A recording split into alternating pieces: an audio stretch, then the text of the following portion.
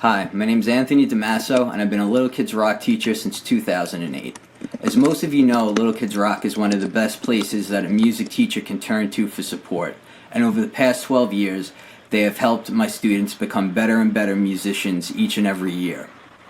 It was about 5 years ago when I found out that Darryl McDaniels was giving a talk to students in my building, but students in my school could not attend due to scheduling conflicts that were going on. I barely made it down there. I only caught him as he was walking out of the building. I kind of hijacked him and I asked him if he could come to my class, but he didn't have time at that moment. So he exchanged information with me and promised that he was going to come back. So when I reached out, just like Little Kids Rock, Darryl McDaniels kept that promise and has continued to pick up every time I've reached out for support ever since then without hesitation. When he comes into our classroom, he captivates us with feedback on the students' composition and motivates everyone in the room with not only lessons from the music industry, but his life as well. He's an innovator, a motivator, a philanthropist, a musical icon for over 35 years that's still having an impact on the world right now. Recently, he launched a comic book company, and he's co-authored 2 critically acclaimed books. Not to mention, he co-founded the Felix organization that supports children in foster care. It is with great honor and pleasure. Oh, we're live. Hey, what's up, everybody? I'm Darryl DMC McDaniels. It's an honor and a pleasure to be here. Music is very, very, very powerful. Music is very generational. Music is very universal. Music is very spiritual. I'm going to share a little story with y'all about the power of that music. If you don't know who I am, I'm 1/3 of the group Run DMC. And people say Run DMC started everything. They say Run DMC changed everything. Short and sweet, we was the first to do everything that hip hop is doing. First to go gold, first to go platinum, first on the cover of Rolling Stone, first on MTV, first with the big tours, first with the sneaker deals, first with the big concerts and movies. We've done it all. And that was a time period from probably like 1983 all the way up to, let's say, 89. And then in the 90s, hip hop exploded, and you had all of these marvelous, wonderful, diverse groups come on the scene. But it was in the 90s where something very unique happened to me. In the 90s, from like 90 to 93, Run DMC, we was the pioneers, we was the godfathers, we was the ones who started it all, and we got all the respect in the world. But we wasn't participating per se. We were still doing our little thing here and there. But you had all of these other groups like Tupac and Biggie and Naughty by Nature and Tribe Called Quest and the Beastie Boys and Cypress Hill, NWA, Ice Cube, Public Enemy, De La Soul, Cool G Rap, hip hop had exploded nationally. You had all of these groups from all areas of the states. So Run DMC, everybody looked at us like, yo, the reason why all of this happened, thank y'all very much. But in 1993, something very unique and strange happened to me. Pete Rock, probably the greatest producer in hip hop, or one of the greatest producers in hip hop. If y'all don't know them, Pete Rock and C.O. Smooth, they reminisce over you and all those other hits. Pete Rock produced a record on our new album in 93 called Down with the King, and he produced the title track. Now, Down with the King did for Run DMC what people say Walk This Way did for Aerosmith. It brought us back. We was back on the charts, we was back on the road, we was back on MTV, we was back on the radio. And we was touring with everybody. We was opening for Naughty by Nature, Tribe Called Quest. We was opening for ZZ Top. Like, it was like a whole renaissance and a rebirth of everything that we had done in the 80s. And Down with the King put us on the chart. put us on the road. Right when that happened, the day after we did the video for Down with the King, which was an amazing video because the who's who in hip hop showed up at our video shoot. Even Eazy-E from NWA heard Run DMC was doing a video and flew from LA without us asking to show up in our video. So everybody was giving us this love. The day after the video shoot, I woke up wanting to kill myself. I didn't want to live no more. I don't know what it was. It was just something in me, this void that was in me. And you might think I would have been excited. Yo, I'm back in the 90s now. I'm doing what everybody that we paved the way for is doing right now. In the, it was the 80s. Now I'm in the 90s. I'm getting the 90s payday because with inflation, everything goes up. So we touring, we getting the money, we on the radio, we on MTV. I'm back to where I was in the 80s. And I was depressed. Now I don't know what it was. I did some soul searching. I was like, hold on. Why am I feeling like this? First of all, okay, my father's name is Byfred. My mother's name is Banner. My brother's name is Alfred. I know that. And y'all know the song on the Raising Hell album where I did the freestyle rap. And in this freestyle rap, I didn't talk about how great I was, how much money I had, how many Adidas I got. I talked about the thing that's most precious to all of us. Family, son of Byford, brother of Al. Banner's my mother and runs my pal. It's McDaniels, not McDonald's. These rhymes are Darryl's, those burgers are Ronald's. I ran down my family tree, my mother, my father, my brother, and me. And I was like, okay, that's true of me. Run, he's my friend. Jam Master Jay's my friend. We made one record in 83. It was a hit. We made another record in 83. It was a hit. Then in 84, we made an album. And then we did this song called Rock Box, which was the first record to put rock and roll, rock music and hip hop together. And that got us on MTV. Then in 85, we did an album and a video called The King of Rock, proclaiming ourselves as the king of rock and roll. And that got on MTV. We had Larry Bud Melman from the David Letterman show in the video with us. Then in 86, we did this album called Walk This Way, which got us an Adidas deal that we didn't even want. We just made a record about some sneakers that we love, and we became the first non-athletic entity to get offered a major endorsement from a sports apparel company. And then we did Walk This Way with Aerosmith. Steven Tyler and Joe Perry showed up, and we recreated their hit Walk This Way, and that just changed the whole world. Kid Rock said, Run DMC and Aerosmith had a baby, and I popped out.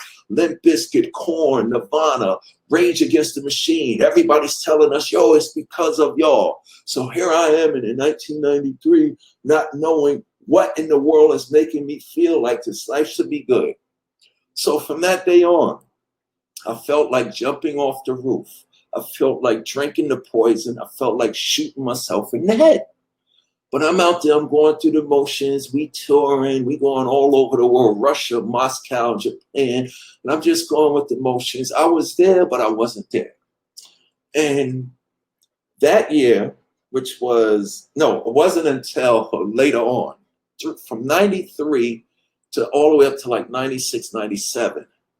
I'm in this suicidal, not wanting to live. I was a metaphysical, spiritual, religious, depressed, mental wreck.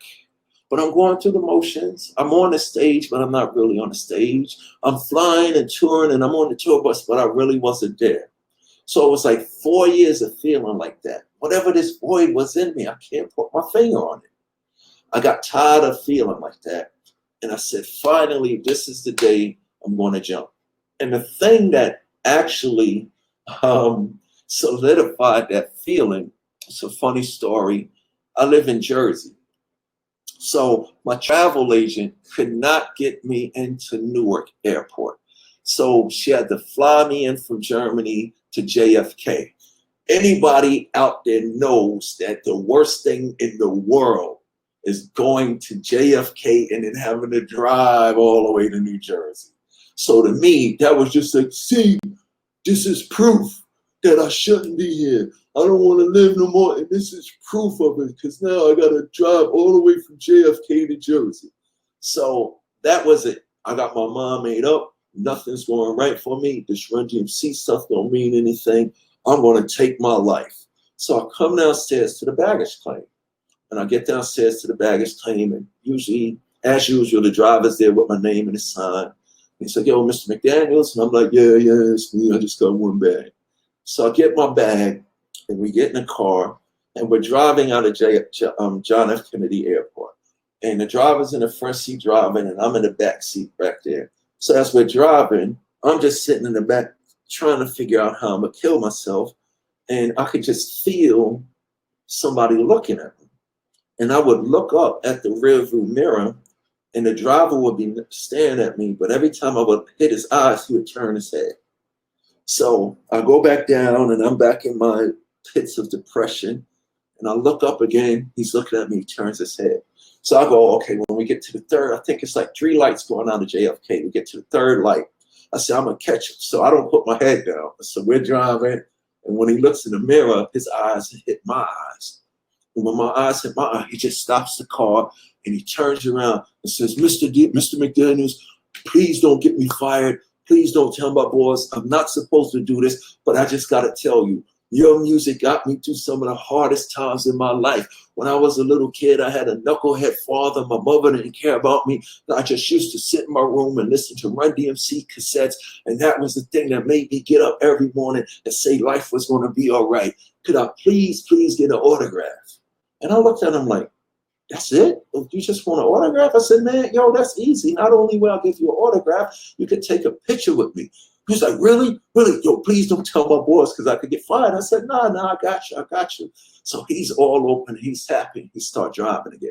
So I go back down into the pits of my depression, and I'm sitting there trying to figure out how I'm going to kill myself. I don't want to live no more. So he's open now because now he's communicating with DMC. So as we're driving, we're going out to the Belt Parkway, he turns around and says, yo, DMC, can I turn the radio on? And I'm like, sure. So because I'm DMC, the king of rap, rock, and of rhyme, he turns it to the radio station here in New York City, Hot 97. And that was the last thing that I wanted to hear. I'm not going to be rapping no more. I'm about to kill myself and jump off a bridge or roof or whatever. I don't want to hear no rap. So I go, yo, can you turn it to some other station, anything except Hot 97? So he turns the knob, not the knob, he pushes the button in the car, and it ends up on Light FM. And on the radio, I just hear this piano, and I hear this angelic voice. And I just hear, spend all your time waiting for that second chance, for the break that will make. I hear this piano, and I hear this angel singing. And then I just hear, in the arms of an angel, fly away. And right then and there, something inside of me said, D, it may be messed up, you may be feeling down, but if something this beautiful exists, this is a good reason to stay alive. So for one whole year, all I did was listen to Sarah McLachlan's Angel. 24 hours, 7 days a week. It was the only thing in existence that made me feel like it was okay to be here. And then not only that, I'm funny. I go home to my wife and I go, honey, have you ever heard of this lady named Sarah McLachlan? She has that Angel song. And at the time, it was on the soundtrack of City of Angels with Meg Ryan and the other actor guy. But it was a big hit on that soundtrack. Nicolas Cage and Meg Ryan's City of Angels. So I was like, yeah, honey, I really like that record. So my wife, she went out and brought me all this Sarah McLachlan music because I heard of her, but I never knew of her. I never knew her and I never experienced it. So for one whole year, all I did was listen to Sarah McLachlan songs, 24 hours, 7 days a week, sleeping in the gym, flying on a plane. It got to the point where I would not get in the car to go on tour with Jam Master Jay, rest in peace, with Jam Master Jay and Run. I take the CD, I said, I'm not coming with y'all unless y'all play Angel. And they was like, yo, D, we tired of hearing that song. We're not playing that song. I would turn around and literally go back in the house. And they would have to come knock on the door, okay, D, we'll play it for you. So for one whole year, all I did was listen to Sarah McLachlan's Angel. At the end of that year, my manager, him and my publicist was trying to keep me busy. So they go, yo, let's keep D busy. Let's send him to Clive Davis Grammy party in Los Angeles. So my manager comes to me, yo, D, we going to Los Angeles, man. And I go, nope, I ain't going to Los Angeles. I said, I don't care about Clive Davis. I don't care about music. I don't care about no stupid Grammy. I don't care about none of this show business. All I need is just to sit here and listen to my Sarah McLachlan tape. And then my manager, he sees that I'm dead serious.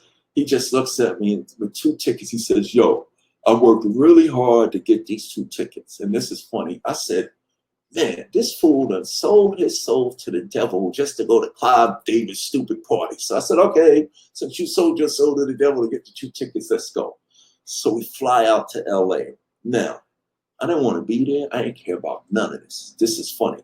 My manager tells me to wear my Run DMC hat, the velour, the crown. So we get the Clive Davis Grammy party. It's 1 million people outside that couldn't get in. It's 1 million inside, but it's 1 million outside that couldn't get in. So I saw that line. I turned to my manager and see, we ain't getting in here. I'm going back home. Right when I said that, a bouncer way up in the front of the line, he sees my hat. He screams at the 1 million people, everybody move to the right. And people in his face, yo, I'm going to guess this. And the bouncer's telling people, yo, if I have to tell you one more time, I'm going to break all the bones in your body. So everybody moved. This bouncer literally parted the Red Sea for me. Said, DMC, come on in.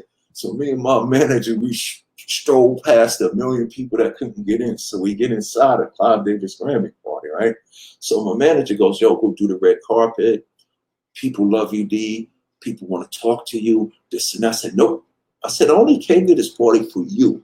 I'm sitting right here. I took a chair, put it right by the door. I said, I'm sitting right here for 1 hour. Then I'm going back to my hotel to listen to Sarah McLachlan. So he's being the manager. Come on, do you need to go through Access Hollywood and E! Entertainment? I start the countdown. I start to go 59, 58, 57, 56. So he knew I was serious about only staying an hour. So he walks away frustrated. I'm sitting there. Busta Rhymes comes through the door. Yo, DMC. And he makes an announcement. Ladies and gentlemen, this is DMC, a Run DMC. These guys didn't just change music. They changed everything. The way we dress, the way we talk, the fashion and everything. This is music personified in the flesh. And I'm sitting there telling myself, wow, Busta Rhymes even like me. That's a good reason not to kill yourself. So he kisses me. He literally kisses my face and walks away. I'm sitting there. Stevie Wonder walks in. Now this is funny. He don't see me. His boy sees me. His assistant sees me. Everybody always laugh at that. Stevie Wonder walks in and his boy sees me. And then his boy was like, wow, Stevie. So his boy really wanted to meet me. He wanted to use Stevie Wonder to come talk to DMC. Yo, Stevie, DMC's over here. So his boy brings Stevie Wonder over to me. And the great Stevie Wonder comes over. He just, hey, dude, what's going on, man? You brothers are so cool, man. Your music's marvelous. Boom, bang. So I'm sitting there, wow, Stevie Wonder even likes me. Shakes my hand, he walks away. I'm sitting there, Alicia Keys walked in. Oh my God, DMC, hey, I know Run, I know Russell, I never met you before in person. And I'm like, wow, Alicia Keys even likes me. So she walks away. I'm sitting there, y'all, and guess who walks in? Sarah McLachlan, the lady who made that song that's literally keeping me from jumping off the roof. So I'm thinking, all these thoughts is going through my head. I'm like, get it together, D. Just get up and go over there and tell her what her music has done for you. So I get up and I walk over to Sarah McLachlan. She sees me coming. Right when she sees me coming, she says, DMC, Run DMC. And she starts reciting some of our lyrics. She goes, it's tricky to rock around, that's right on time. Oh, walk this way, talk this way, my Adidas. Oh, she hits the B-boy stance. So in my head, I'm going, wow. CD, that's another reason not to kill yourself. Even Sarah McLachlan likes your music.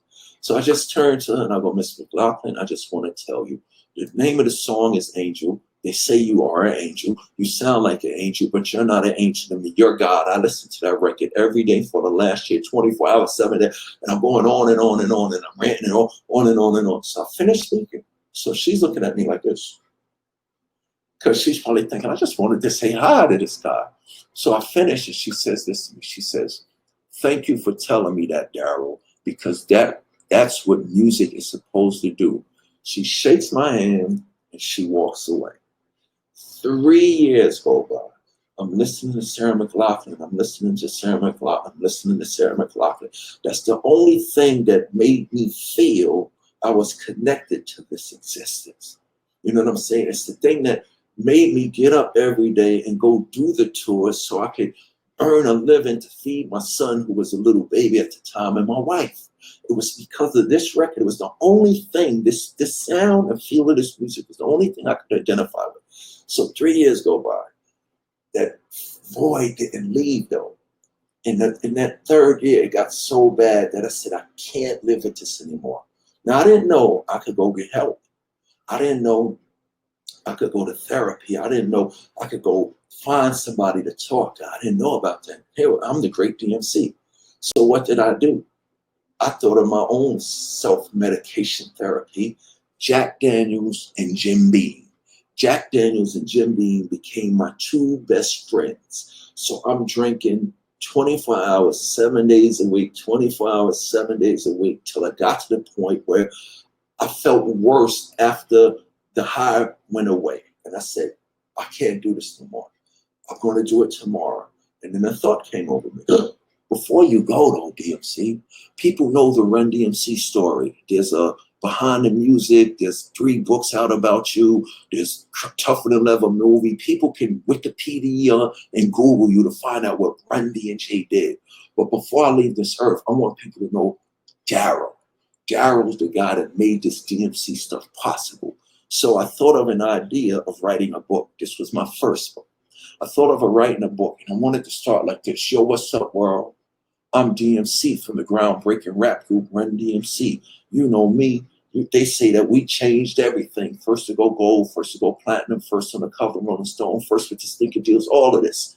But I'm really just Darryl McDaniels from Hollis, Queens, New York, no different from any little boy or girl on the face of the earth.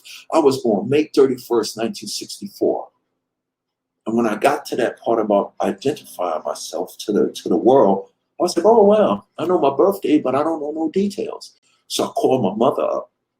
And I didn't say, Mom, I'm about to kill myself, so I'm writing this book to let people know who I am. I was like, hey, Mom, I'm writing this book.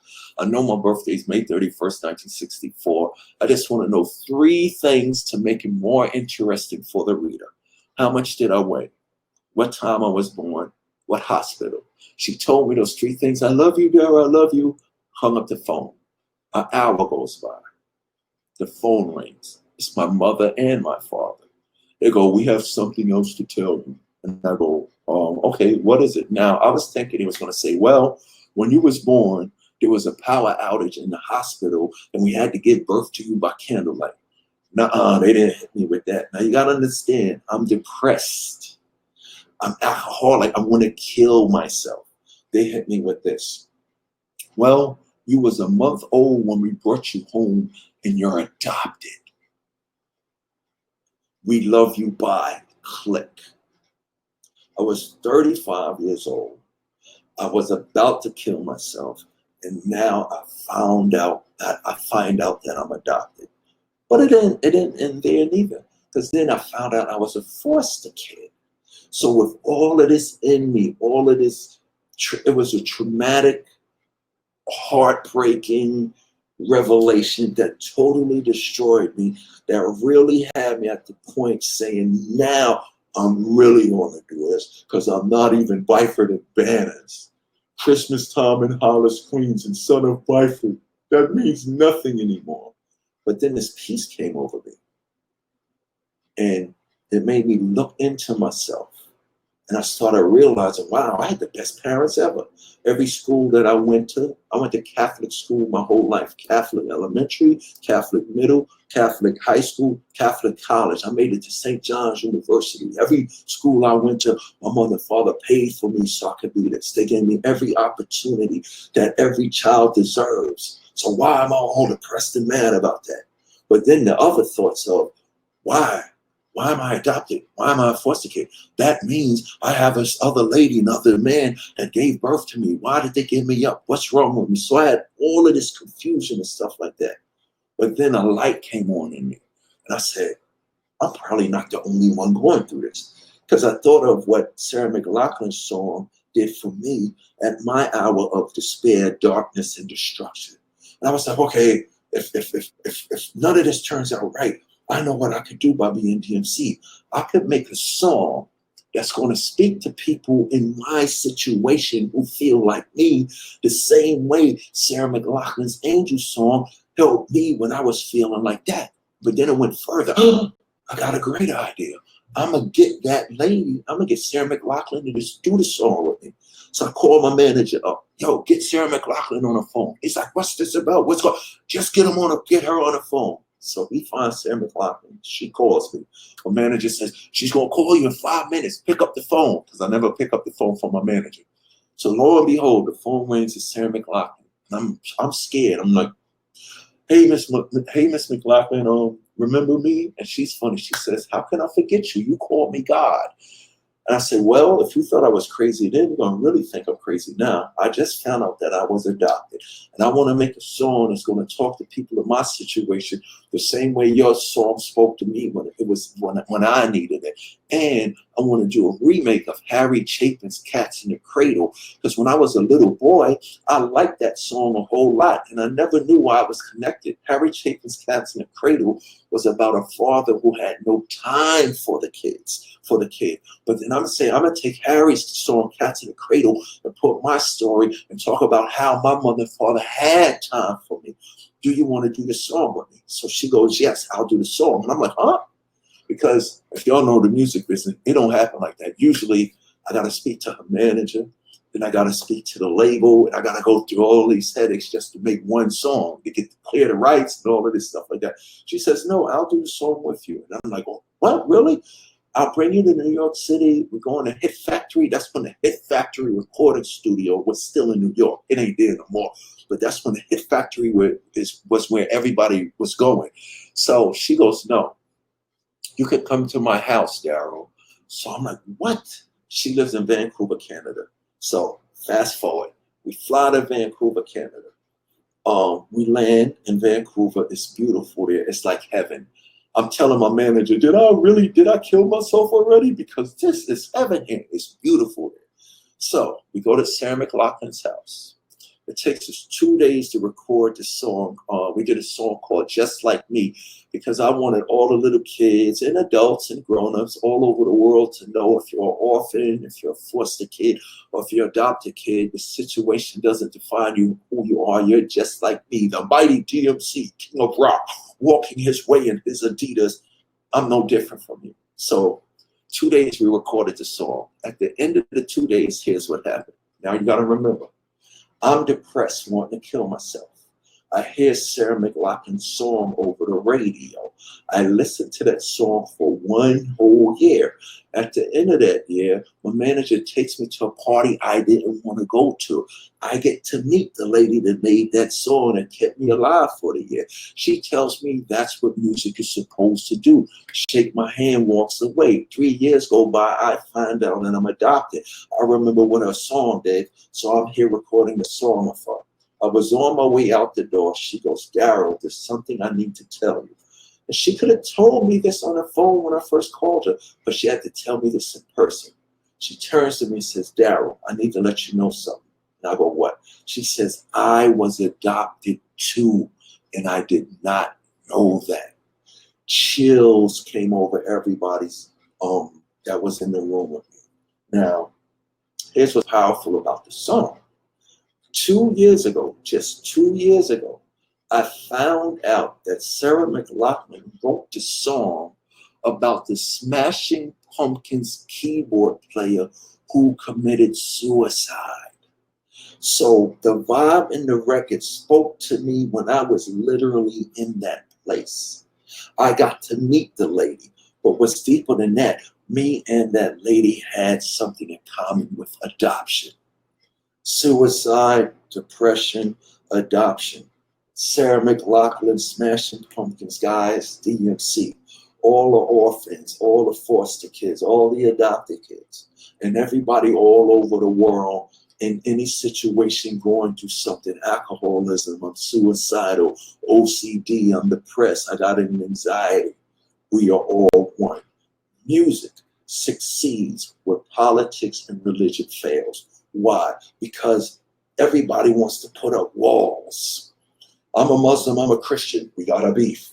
I'm different from you. I'm a Republican, I'm a Democrat, we got a beef. I'm different from you. Even within that, Christianity and Buddhism and everything like that, music, the arts is the thing that succeeds where politics and religion fails. I was healed. I was cured by the power of music.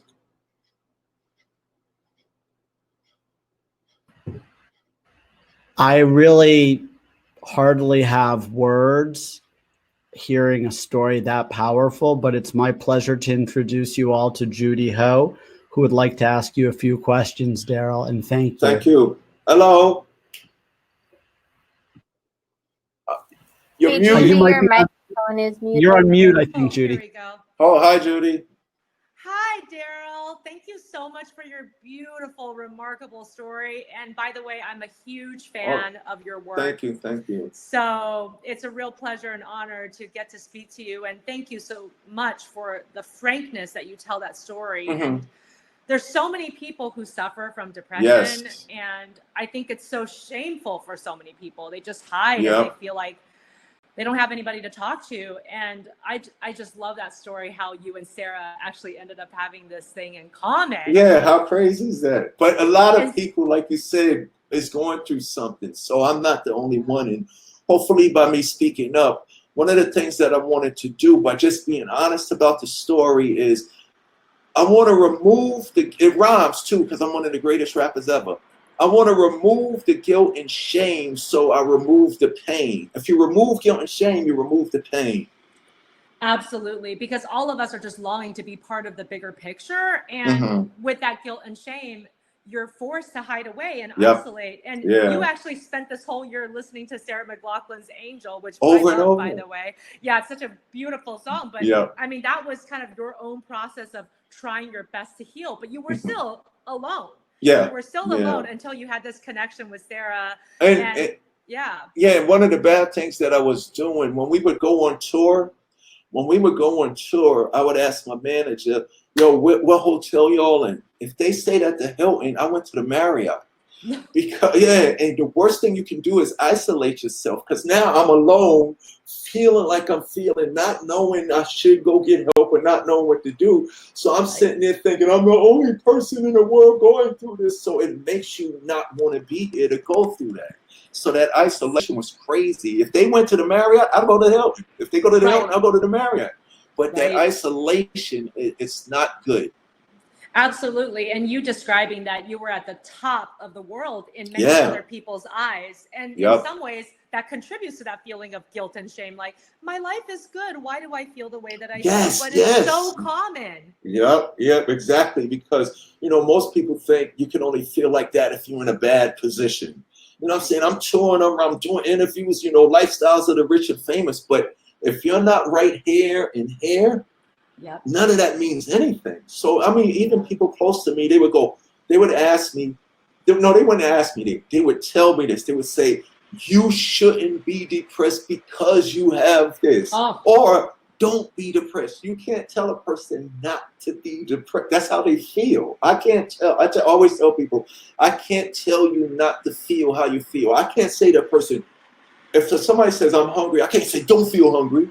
Right. If somebody says tired, don't feel tired. So you can't tell a person not to feel depressed. You got to help the person find out why they feeling like that. You know what I'm saying? And not be ashamed to say, this is why I'm feeling like that. That's right. And I'm so glad that you're starting that dialogue, because I think people look at you and all of the successes you've achieved and they think, oh, this guy's got it all. But you know what? Depression is a medical condition like anything else. And like you said, we really have to fight that stigma. You wouldn't judge somebody who has diabetes. So why would you judge somebody who has depression or anxiety? Exactly. It's funny. I always say, if you get a toothache, you go to the dentist. Like, I wear my glasses still. I still got my glasses. I notice that they don't work as good as they do. So I go to the eye doctor. If I hurt my leg or back, I go to the chiropractor. Why people are so big? Why I can't I don't want to go see a therapist. I don't want to go to therapy and stuff like that. But that's the best thing that you can do. It's not a weakness. It's a power. Power. The greatest thing that happened to me, the most powerful thing I ever did for myself is when I went to rehab, but I only went to rehab to stop drinking. But that was just a part of my solution. While in rehab, I found out this wonderful thing called therapy, where I could talk about how I feel, whether good or bad. That's what people don't know. It feels great to talk about how bad you feel because you're letting it out of you. You shouldn't be. You feel bad because you're made to feel bad. You're made to feel good. But when you feel bad, you shouldn't run from it. You should talk about what's making you feel that way. So I was able to get past the guilt and shame, and people, they was looking at me like so weird because I would go places and people would go, "Yo, DMC, man, we ain't seen you for a while. Where you been?" And I would go, "I was in therapy." And 100% of the time, not 80%, 60, 100% of the time this would happen. They would go, "Yo, we always see Run," because remember, my partner Run had the TV show Run's House. He was on TV for 10 years with his show. I was never on it. So they thought there was a problem with me and Run or whatever. After Jam Master Jay got shot and killed, that was another thing I didn't ever deal with. So I had that to deal with too. But people would always ask me, "Yo, DMC, where you been at? I always see Run, I never see you." And I would go, "I was in therapy." 100% of the time, two things would happen. The people would go, they would look around and go, "I need to tell you something, DMC. Me too." Or if it wasn't done, they would look around and say, "I need to tell you something. I've never told anybody this. My daughter, my mother, my brother, my sister." So people who wasn't going through an issue all know somebody going through something, but they're ashamed. That's why the stigma is bad enough. We got to re-stigmatize. We don't want to talk about it. But for me to be in a room with people who not going through it, they're even ashamed to talk about it. And you know what I'm saying? And once I started talking about it, what would happen with me is they would look at me and say, "Yo, this guy's DMC and he's talking about being depressed and being alcoholic and going to rehab and therapy." And they would go home and tell that person, "Yo, I just spoke to DMC. If he could do it, you could do it." Yes. All the And time. that's the most powerful part of all of this, because if you had the courage to share your story, then now they feel like maybe I can too. And as they see your healing, they think, okay, maybe I can heal too. It's possible for me too. It's possible for me too. And, you know, I just started reading your book, 10 Ways Not to Commit Suicide. I actually have the audiobook version. Oh, that's cool. Oh, thank you. And I love that you're talking about these experiences, you know, growing up. I mean, obviously, again, people look at your success as an adult. They're thinking, this guy's got it made. Right, but you were bullied as a kid. You felt isolated. You felt different from everybody. And then, of course, then at the age of 35, when you find out you're adopted, you're like, "Oh, my God. Oh, my goodness. This explains everything, you know, all my struggles." Exactly. But at the same time, I also was struck by what you said about just friendships during the time of depression. Sometimes feeling like maybe people were just around you, you know, maybe not for the purest of intentions. Like, are they just with you because you're successful, or are they with you because they love you? Love you, right? Exactly. And the crazy thing was when I was creating what I created, because number one, it was my expression too. Because like I said in the book, I was a shy kid. I only could talk now. I'm talking this confident now because I had 35 years of being on stage in front of people.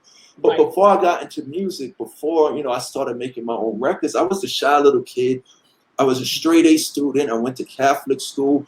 And my world of reality was comic books. I was the nerdy, geeky kid that just read comic books. And me too. Really, yeah. And people don't realize if you're reading something, like little kids that read all the time, no matter what it is, of course they're going to be good in school.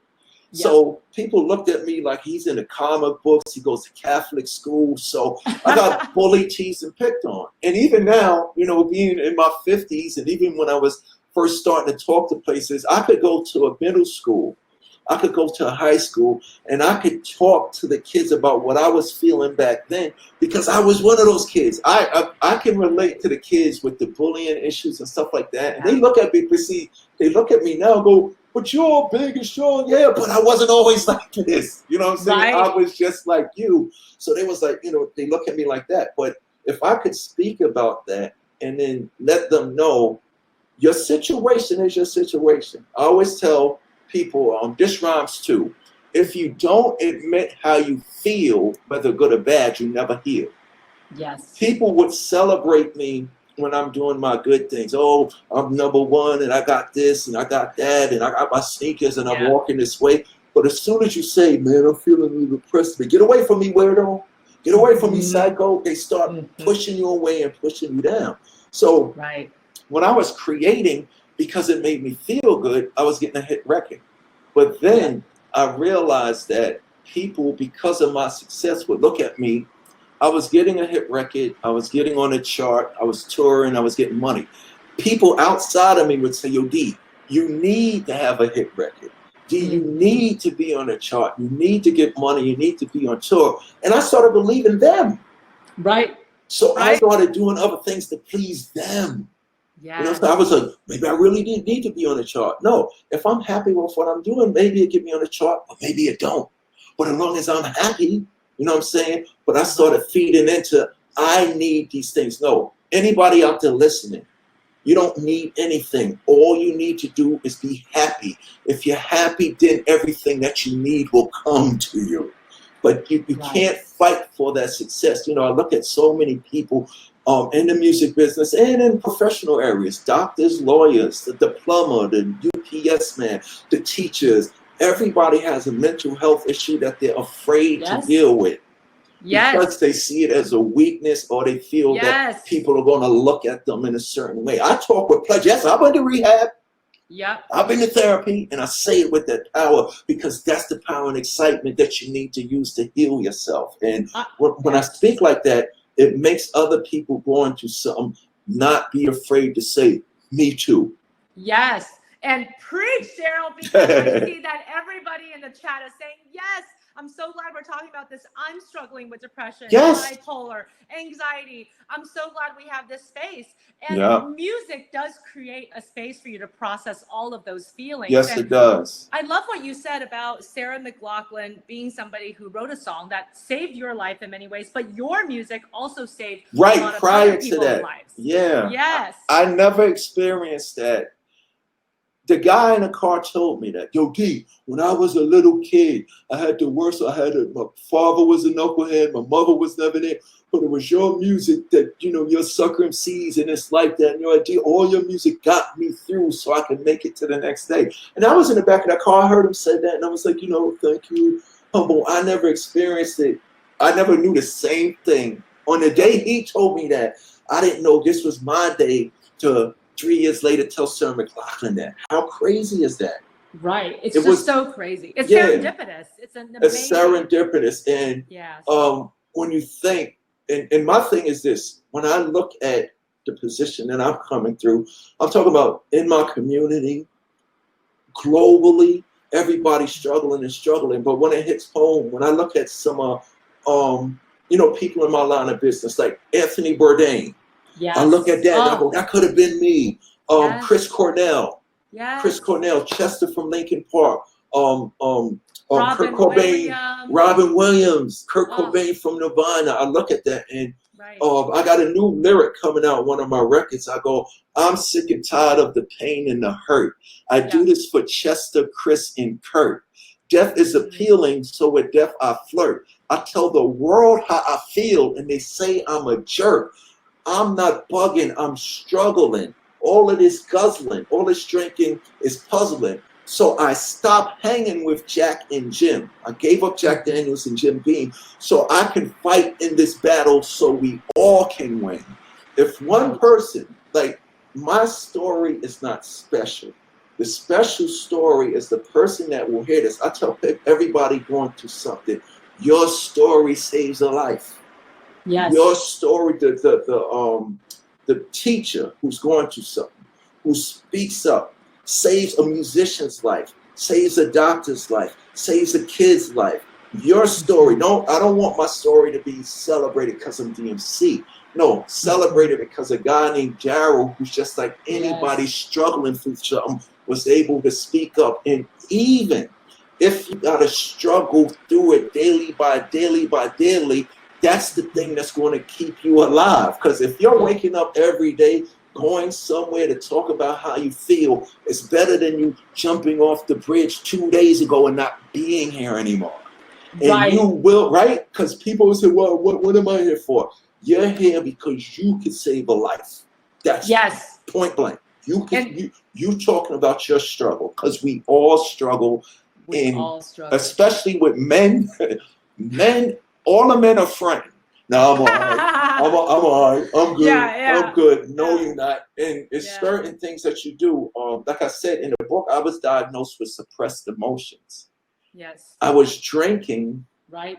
Not to talk about how I feel. Avoiding the emotions. It's avoidance coping mechanism. Drinking is, or anything else, whether it's gambling or too many video games or whatever. It's just you trying to escape that experience. But music helps you process that experience, and it makes us all feel like we're together and that we're not different. And I love what you're saying, Darryl, about the fact that, we really have to focus on that idea where, hey, it's not just DMC, it's just a guy named Darryl, and a lot of people feel this way. And it's about that universal experience that we all have as human beings. And the fact that you've saved so many lives, not only through all of your music and the way that you're talking about your story, but you started the Felix Foundation to help other children in the foster system. You came out with your own comic book series, which is because I was amazing. Thank you. And the cool thing is too, like I said, it's what you do. It's us as creative expression is the thing that gets results. It's the journalists, it's the therapists, it's the painters, it's the novelists, it's the storytellers, it's the musician, it's the arts. It's the communication of feelings and expression in life. Those are the things that heal you. And through music, a lot of people don't know, everybody has a song that they can remember that was the soundtrack of their life for whatever, that summer, that winter, when I met my girlfriend, what me and my brother did that day. That's a physical, material, literal, spiritual, vibrational expression that shows that if we connect with each other on all levels, I don't want people celebrating me just because I had a success. I want people celebrating because when I wasn't successful, I found a way, somebody, something to talk to push on, so that if I could do it, you could do it. That's right. And that is really the purpose of music for so many people. And Darryl, I just want to thank you once again so much for you sharing your story. And music teachers, everybody who's joining, you're making such a big difference and you're saving lives too. And I'm so glad that we've been able to all start to open up the conversation more and help each other, especially during this time. Yes. Oh, we want everybody to open up. Open up. We love you as you are. People don't understand. We love you as you are. Yes. And we love you, Darryl. We love you as you are. Thank you so much. Thank you. And I just am one of the hundreds and hundreds of spectators watching this.